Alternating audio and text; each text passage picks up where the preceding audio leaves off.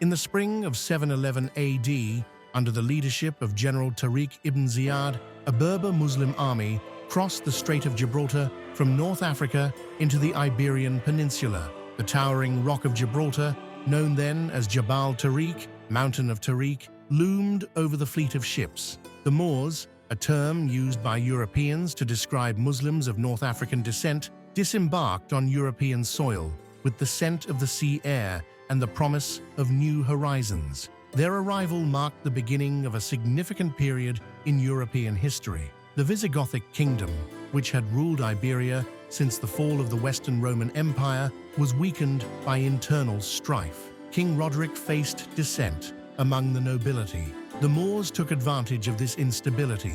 The decisive Battle of Guadalete saw Tariq's forces clash with Roderick's army under the hot Iberian sun.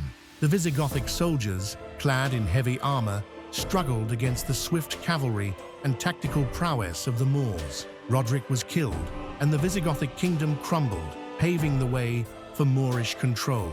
Following their victory, the Moors swiftly advanced northward. Cities like Toledo and Córdoba fell with minimal resistance. The soldiers marched through the diverse landscapes of Iberia, rolling plains, rugged mountains, and fertile valleys. The sound of Arabic prayers filled the air as mosques were established. By 718 AD, most of the peninsula was under Moorish control, except for small Christian enclaves in the north. The Moors named their new territory Al-Andalus. Córdoba was established as the capital, blossoming into a vibrant cultural and economic center. The city's narrow streets were filled with bustling markets where spices, silks, and precious metals were traded.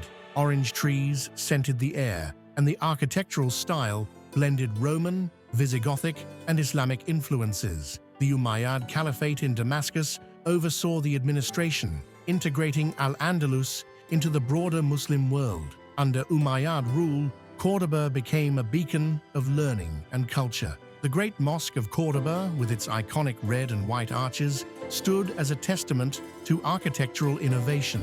Scholars translated classical Greek and Roman texts into Arabic, preserving and expanding upon ancient knowledge. Libraries housed thousands of manuscripts. The sounds of poets reciting verses and philosophers debating ideas echoed through the courtyards, contributing to the Islamic Golden Age. Al-Andalus was a hub for scientific advancement. Figures like Al-Zarawi, considered the father of modern surgery, wrote influential medical texts. Hospitals in cities like Córdoba and Toledo provided advanced medical care.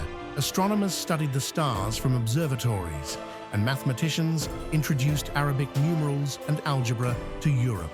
The dry climate and clear skies aided their celestial observations, furthering knowledge in astronomy.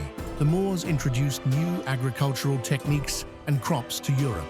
Irrigation systems, such as acequias and water wheels, transformed arid lands into fertile fields. They cultivated rice, citrus fruits, almonds, and introduced crops like sugarcane and cotton. The landscape of Iberia changed as terraced fields and orchards spread, feeding the growing population and boosting the economy. Al-Andalus was notable for its relative religious tolerance. Muslims, Christians, Mozarabs, and Jews, Sephardim, coexisted, contributing to a multicultural society. The concept of convivencia allowed for the exchange of ideas and traditions. While Muslims held political power, non-Muslims were permitted to practice their faiths in exchange for a tax, jizya.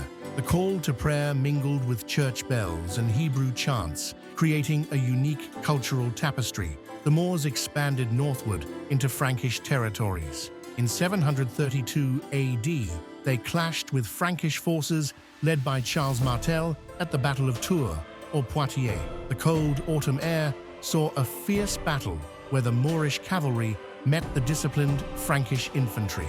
The Moors were repelled, marking the limit of their northward expansion. This battle was significant in preserving Christianity in Western Europe. In 756 AD, Abd al-Rahman I, an Umayyad prince who escaped the Abbasid overthrow of his dynasty, established the independent emirate of Córdoba. The political shift allowed Al-Andalus greater autonomy. The emirate focused on internal development, with the Guadalquivir River's banks witnessing the growth of industries like textiles and metallurgy. The soldiers maintained vigilance along the borders, ensuring the stability of the region. Abd al-Rahman III proclaimed himself Caliph in 929 AD, elevating the status of Córdoba to rival Baghdad and Cairo.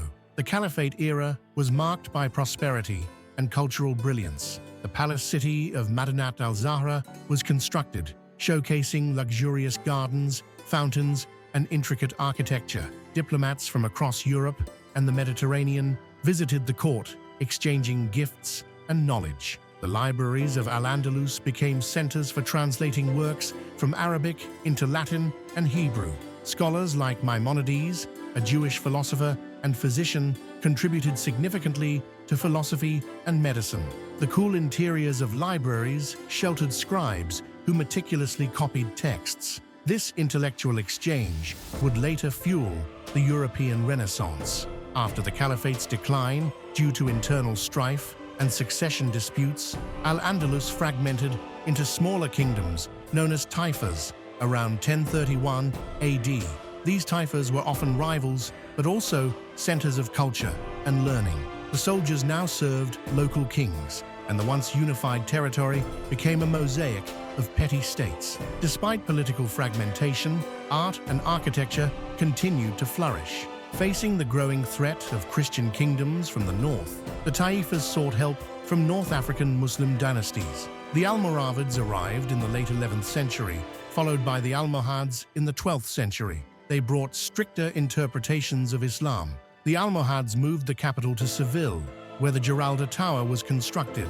Their arrival temporarily halted Christian advances, but also led to cultural shifts within Al-Andalus. Christian kingdoms like Castile, Aragon, and Portugal intensified efforts to reclaim Iberia. The Battle of Las Navas de Tolosa in 1212 AD was a significant defeat for the Almohads. Under the hot summer sun, the combined Christian forces broke through Moorish defenses. The soldiers of Al-Andalus fought fiercely but were overwhelmed. This battle marked a turning point, leading to rapid Christian advances southward. By the 13th century, the Nasrid Kingdom of Granada remained the last Moorish stronghold. Nestled between the Sierra Nevada mountains and the Mediterranean Sea, Granada thrived economically through trade and agriculture. The Alhambra Palace, with its stunning courtyards and intricate tilework, symbolized the zenith of Moorish art and architecture. The soldiers guarded the kingdom's borders vigilantly,